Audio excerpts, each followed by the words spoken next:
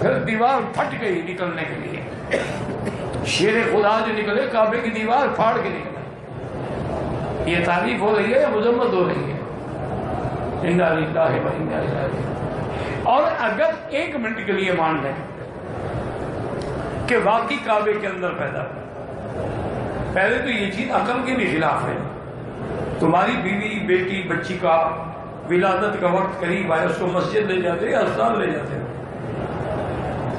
तो हज़रत अली की वालदा इतनी कम अकल थी कि उनको दर्द ज़े हो रहा था, वो काबे में आ गई कि वही खून निकले और काबा पलीद हो। कोई अकल से भी बात सोचा करो ना, अकल में भरोसा तो नहीं भरा हुआ। अच्छा, अगर हम मान लें हजूर पैदा हुए बाहर, हज़रत अली पैदा हुए अंदर, तो क्या हो जाएगा? हुजूर से हज़रत अली अफजल हो जाए। लोगों ने रवायतें मिटाने की कोशिश की है। लोग रवायतों को तो ज़ईफ कह सकते हैं या किताबें बदल सकते हैं, लेकिन किताबें मिट सकती हैं। काबे की दीवार से वो निशान तो आज भी नहीं मिटा। काबे की दीवार में वो निशान आज भी मौजूद है। और रावलपिंडी और इस्लामाबाद का मजमा आप क्या समझते हैं कि सऊदी अरब की हुकूमत हो और वो निशान बर्दाश्त कर रही हो? ये बातें और रिकॉर्ड हैं कि दुनिया भर की यूनिवर्सिटी से बेहतरीन केमिकल्स मंगवा के और बेहतरीन इंजीनियर्स बुलवा के उस दीवार के निशान को मिटा का कहा था कि जितने डॉलर खर्च हो जाए, जितने रियाल खर्च हो जाए, किसी तरीके से ये दीवार का निशान मिट जाना चाहिए। उन इंजीनियर्स ने अपने अपने केमिकल्स लगाए, चले गए, सुबह पलट के वापस आए तो दीवार में निशान वैसे मौजूद था, दीवार में दरार वैसे मौजूद थी। अंग्रेज घबरा गए। अंग्रेज ने घबरा के कहा हमें इस निशान को मिटाने का न कहो, हमें इस निशान की हिस्ट्री बताओ। ये निशान पड़ा कब था, ये निशान पड़ा कैसे था? उस वक्त सऊदी हुकूमत बताने में मजबूर हो गई कि सदियों पहले अबू तालिब के सहन से एक बीबी निकल के काबे के दीवार के करीब आई थी और दीवार ने फट के रास्ता दे दिया था। अंग्रेज ये कह के वापस चला गया, जिन्हें रास्ते खुदा देता हो बंदे वापस नहीं ले।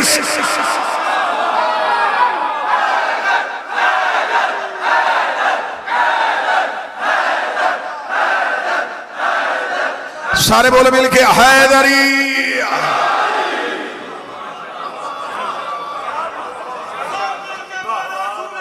बिस्मिल्लाह।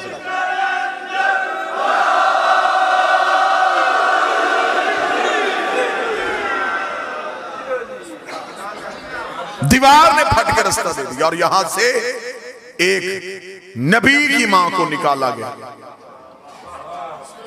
तो जो पूरी से हटाया नहीं गया। बीबी मरियम रहती ही अल्लाह के घर में बरबतूल, खुदा ने अपने घर से नज़ूल हजरत ईसा के वक्त का, मरियम चले जाए, ये इबादत खाना है, जिचा खाना। यहां बच्चे नहीं आते, यहां सजदे होते।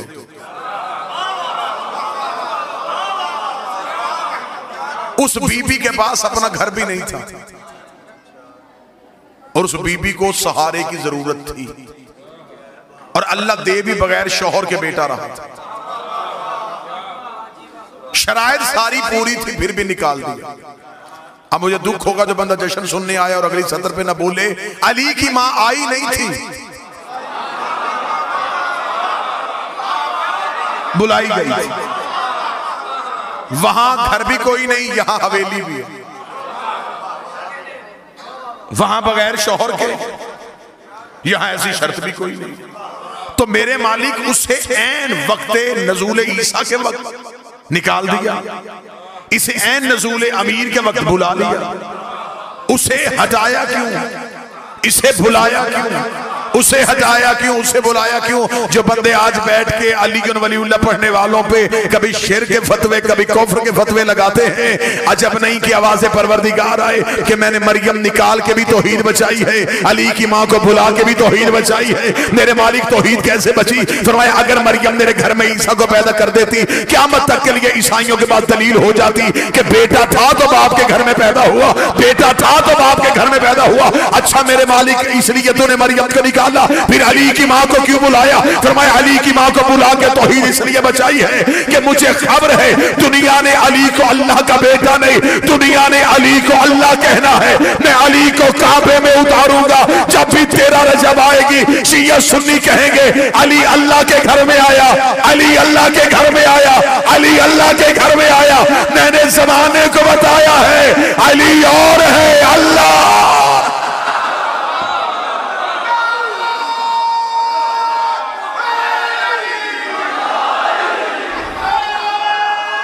बिस्मिल्लाह से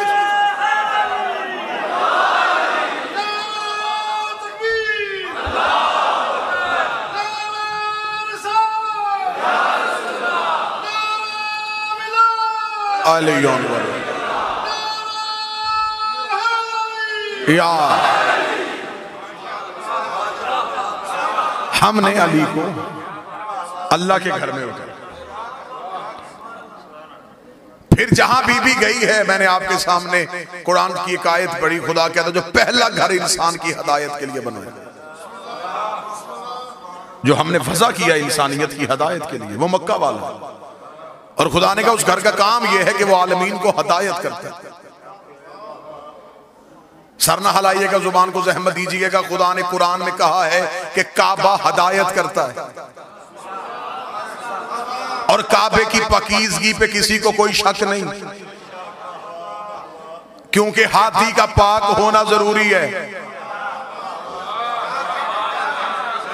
काबा करता है हदायत, काबा करता है जमाने को बाबा जी हदायत, और हाथी का हदायत के लिए बोलना भी जरूरी है। खुदा कुरान में कहता है कि काबा हदायत करता है। जश्न का माहौल है, मुस्कुराया भी जाए तो इबादत है। जो काबा हदायत करता है, बाबा जी मैंने उसी काबे के गिर्द लोगों की जेबें भी कट होती देखी,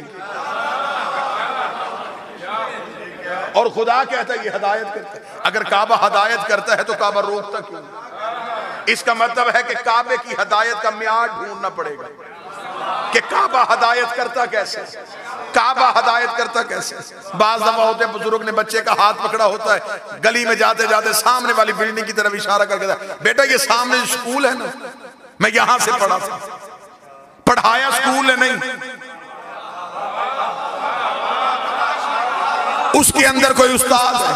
जो बंदे चुप बैठे हैं, बंदा बस में बैठ के साथ वाली सवारी को कह रहा होता है कि मुझे उस अस्पताल से शिफा हुई थी, नब्ज़े अस्पताल ने नहीं देखी, उसके अंदर कोई डॉक्टर है। पढ़ाया स्कूल ने नहीं, उसके अंदर कोई टीचर है। फिर काबा भी हदायत नहीं करता, अंदर देख अंदर कोई हाथी है। 3 दिन तक मुसलसल मादरे अमीर उल मोमिनीन खाना तौहीद में मेहमान नहीं। कतन कोई भी बंदा अली की मां की इस्मत पे शक न करे। बतूल ना होती तो काबे के सहन में ना होती। तौहीद की मेहमान। किसी किताब से साबित करो कि हजरत अबू तालिब ने रोटी भेजी हो, खाना हजरत अबू तालिब के घर से आया। 3 दिन अल्लाह के घर में मेहमान बन के बैठी, और खुदा ने कुरान में कहा मेरे काबे में 4 काम होते, रकू होता है, सजदा होता है, तवाफ होता है और एतकाफ होता है। 4 काम अल्लाह ने काबे के बताए, तवाफ, रकू, सजदा, एतकाफ। तवाफ काबे के अंदर नहीं, बाहर। रकू काबे के अंदर नहीं, बाहर। सजदा काबे के अंदर नहीं, एतकाफ काबे के बाहर नहीं। खुदा ने कुरान में कहा मेरे काबे में एतकाफ होता है। मौलवी सर पे कुरान रख के बताए सिवाय अली की मां के काबे में बैठा कौन है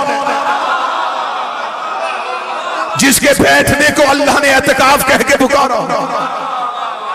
मुसलसल 3 दिन तक अली की मां तौहीद की मेहमान। 13 रजब को गई, 16 रजब को आई। एक दिन भी हजरत अबू तालिब शहजादी को ढूंढने के लिए काबा नहीं आए। खबर थी कि जिसकी अमीना थी वो नूर इलाही का नजूल, 3 दिन तक मुसलसल रही और बीबी खाना काबा की चाबी भी इसी घर में रहती। आई दीवार से, बीबी अगर दर से आ जाती, आज मौलवी कह देता चाबी जो घर पड़ी थी, तो घर से चाबी लेके अली की मां आ गई। खुदा ने दरवाजे से नहीं, दीवार से बुलाया।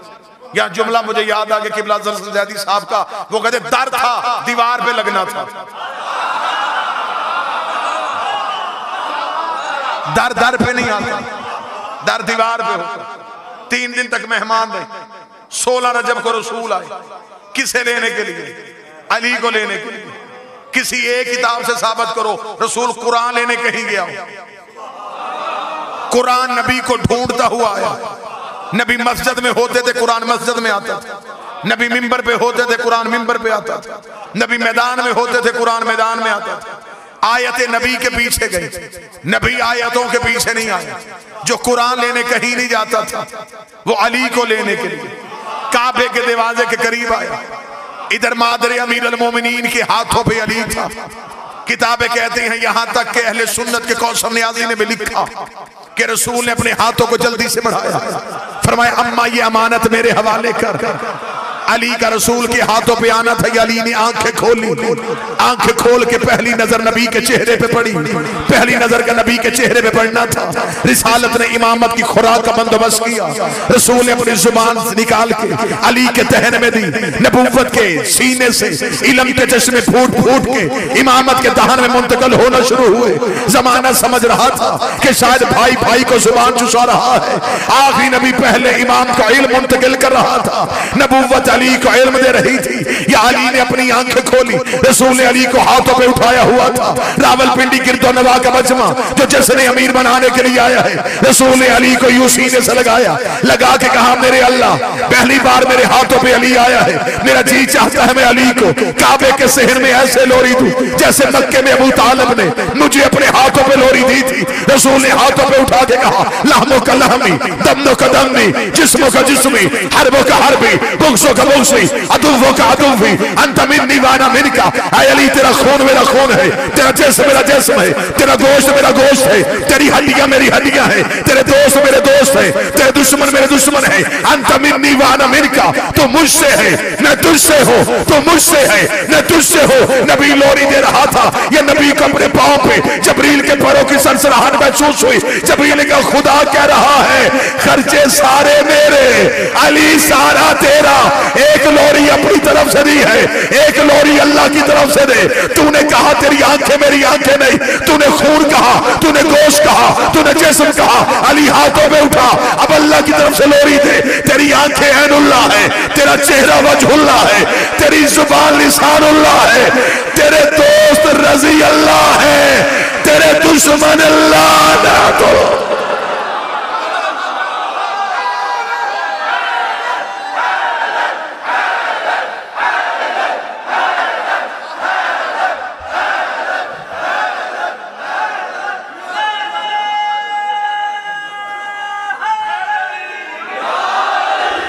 जुबान रिसालत,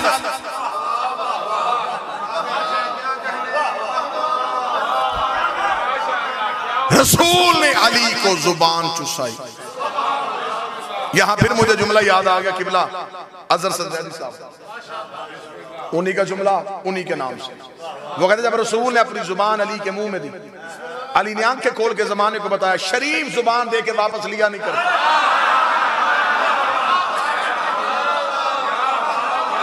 जुबान पैगंबर और किबला तशरीफ फरमा है मेरे मालिक अली ने सारी जिंदगी इस लम्हे में बड़ा नाज किया। ये मौला अमीर अल मोमिनीन है, ये जो रसूल की जुबान चूसी, इस लम्हे पे अली सारी जिंदगी नाज आ रहा है।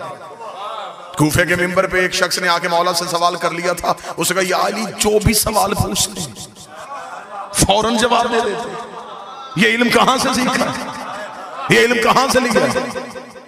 मेरी पूरी जिंदगी को बंदा तोले, मैं अपने बादशाह के जुमले पे वार दूं।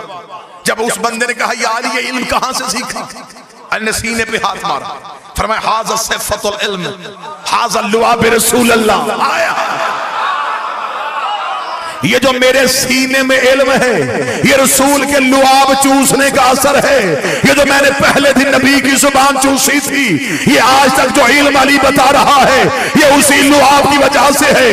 या एक शरारती बंदा उठ के खड़ा हुआ उसका अच्छा तो फिर अली ये भी मान कि तेरा अपना कमाल तो कोई नहीं, ये तो नबी के लुआब की वजह से है। अली की आवाज है गुस्ताख न बन, अभी लुआब बोला है लहू नहीं बोला। अबे सिर्फ लुआब।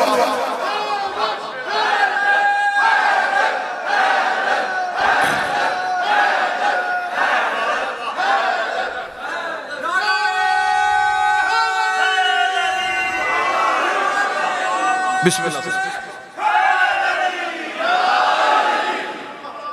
अभी सिर्फ लुआबे पैगंबर बोले, यानी कि अभी तक दुनिया में जितने अलूम हैं ये सारे कहां से खुले? अमीरुल मोमिनीन की वजह से।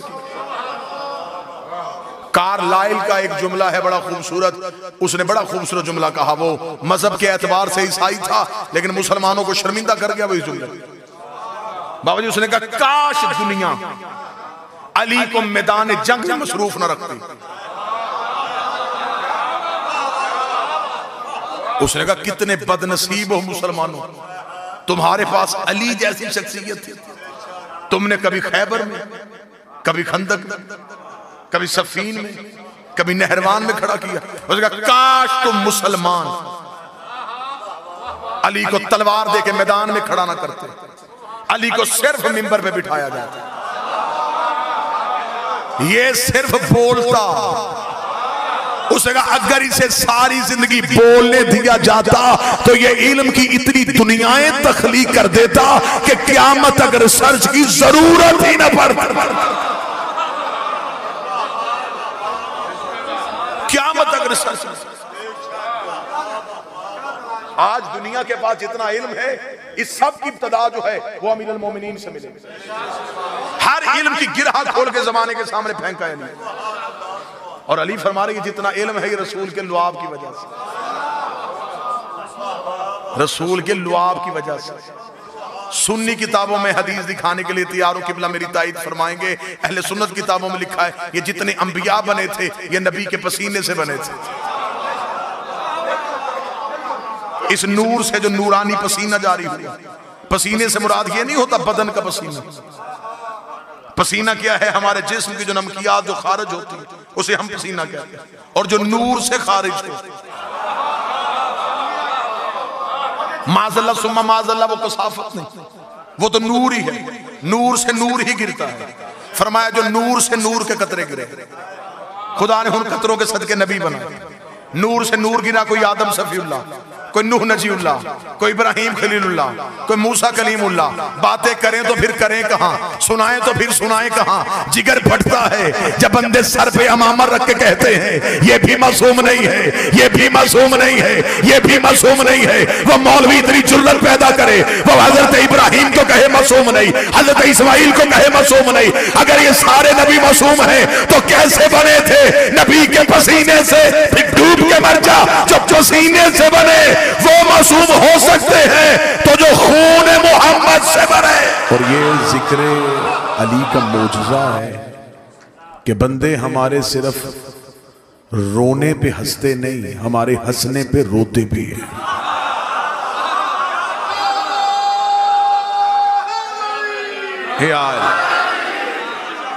लोगों को जब हम रोते हैं तो फिर लोगों को खुशी महसूस होती है, और लेकिन किबला जब हम खुश होते हैं तब लोग गमगीन हो जाते हैं। इस वजह से नहीं होते कि वो हमें खुश देखना नहीं चाहते। खुशी तो हर किसी को अच्छी लगती है, खुश तो बंदा दुश्मन को भी देख के हो जाता है। लेकिन सिर्फ और सिर्फ वजह ये होती है कि बाज़ अहबाब के जहन में ये ख्याल आ जाता है कि काश हमारा भी कोई ऐसा होता ताकि ये जश्न हम भी मना सकते, ये खुशियां हम भी मना सकते, ये चरागा हम भी कर सकते, ये लाइटें हम भी जला लेते। लेकिन लोग लैलतुल कद्र मनाते हैं, मुर्शिदों की रातें नहीं मनाते। लोग कुरान के आने की रातें मनाते हैं। बाज़ अहबाब को ये भी तकलीफ होती है, वो कहते हैं मिलाद का तो तसव्वुर ही नहीं है, मिलाद तो मनाने नहीं चाहिए। ये शिया कहाँ से मिलाद ले आते हैं, कभी नबी का मिलाद है, कभी अली का मिलाद है। जो बंदे सारा साल हमारे मिलाद पे एतराज़ करते हैं, रजब के बाद शबान, शबान के बाद रमज़ान, रमज़ान की आखिरी रातों में एक रात, उस रात पे जिसने सारी जिंदगी एतराज़ करना है, उसने भी मस्जिद में लाइटें भी जलानी है, चरागा भी करना है। उससे पूछोगे आज चरागा क्यों है, वो कहेगा जी आज कुरान के आने की रात है, आज कुरान के आने की रात है। फिर तेरे पास सोचने का वक्त ही नहीं कि कुरान के आने की रात मनाई जा सकती है, और जिस घर पे कुरान आया हो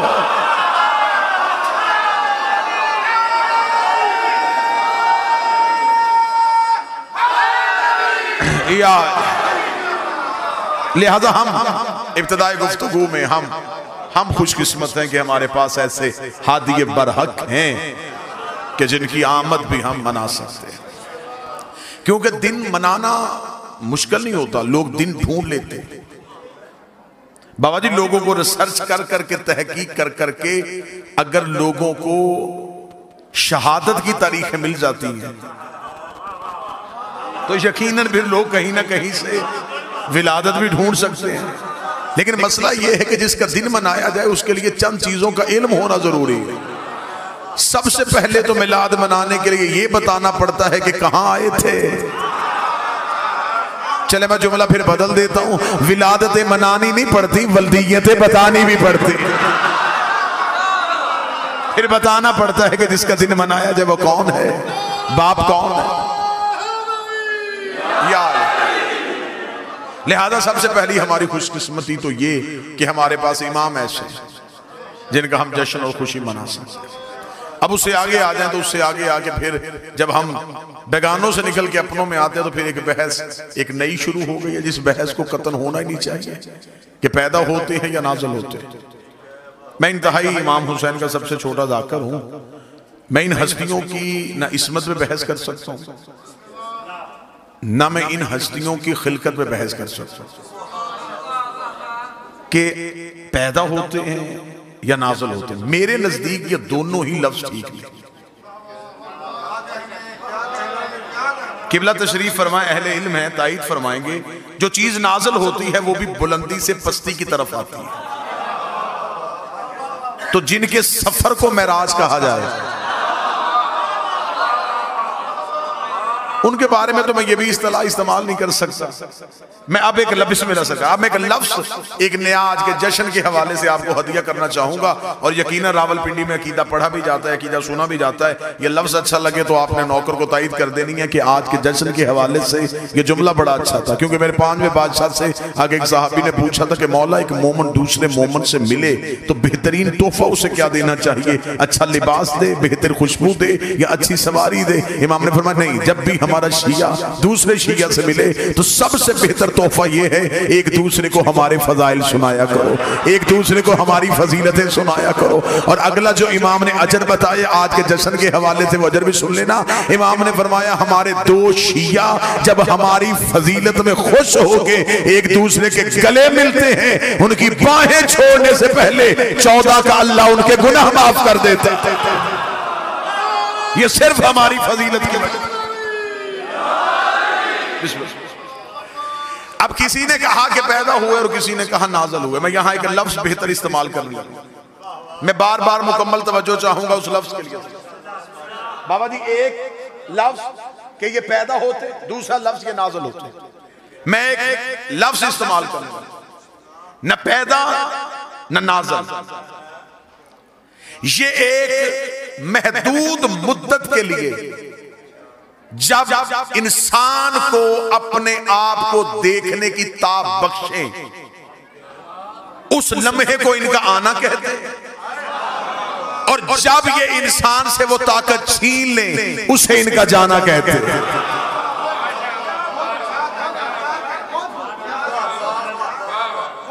ये मौजूद थे, मौजूद हैं और मौजूद रहे। थोड़ी देर के लिए जो इनका मुद्दत इनकी ज़ाहरी हयात तैयबा का तय्युन किया जाता है, तब इन्होंने जमाने को ये इजाजत बख्शी थी कि जमाना इन्हें देख सके। ये जमाने से पहले हैं, ये जमाने के बाद नहीं।